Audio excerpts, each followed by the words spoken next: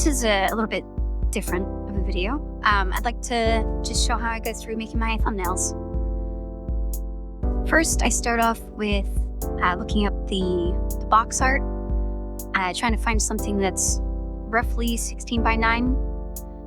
Throw that in Blender, I'll load up my model, and then I'll try and pose the model as close to the character.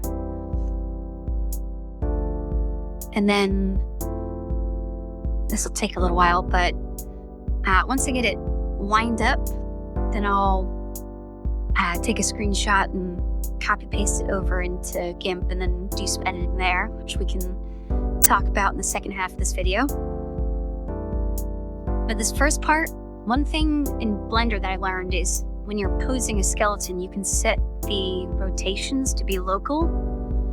And so when I used to do this, I would do global, but then like you move the arm and then the rotation for like a finger is like way offset.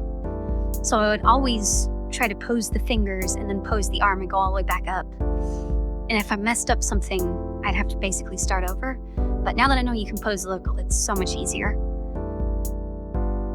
So right there, I just added a sun to get some shadows. It's nothing special, just a bunch of default values.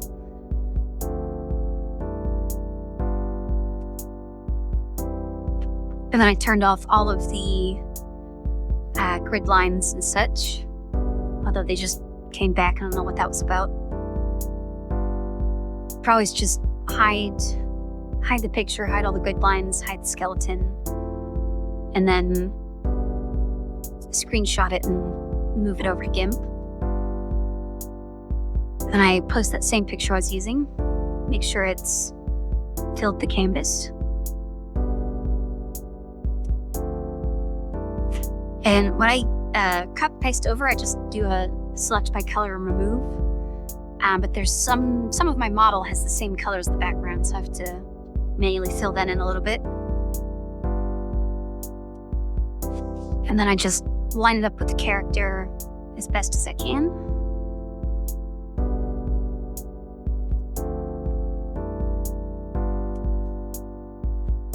Fix some wires because my model's not really meant to be posed this much. When I stream, you don't see these problems. I have been working on a new model, but that's not ready. And then I need to get rid of the original character. And the best way I've found to do that is to just copy paste parts of the background and shift them over the character. Once you know that's what I do, it's kind of like a can't unsee it.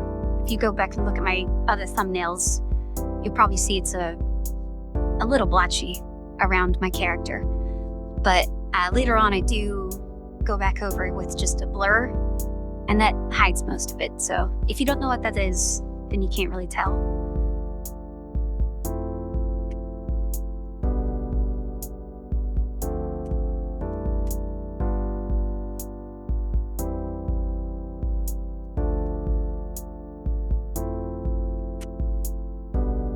Also, I try to make pieces that I copy paste as big as possible, because that has the least amount of artifacts.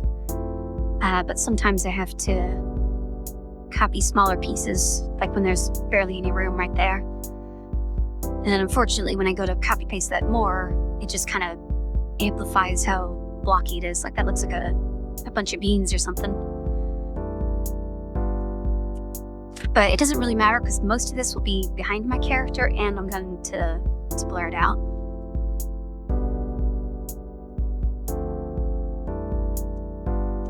So you can see there, I keep toggling the layer that has my character just to see if I need to cover more or not.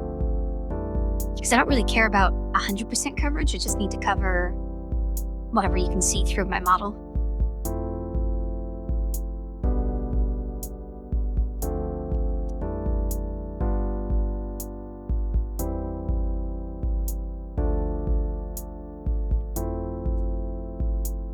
Now, if you guys would like to see some more behind the scenes kind of stuff, like this, then let me know, because I'm kind of just trying something out.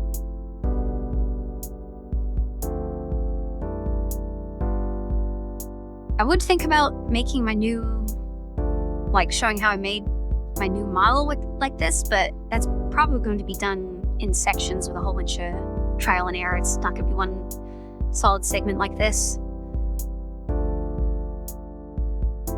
Here I'm going around just the edge of the model, adding a blur just to get rid of some jagged edges, and also that helps it kind of blend into the picture more. It makes it less obvious. And also there's some artifacts right there of when I deleted the background from Blender.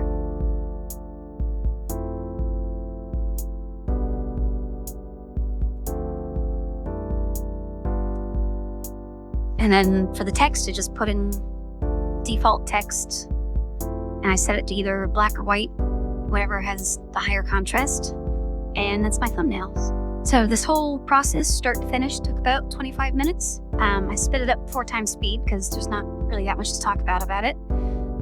But I'll see you guys at stream.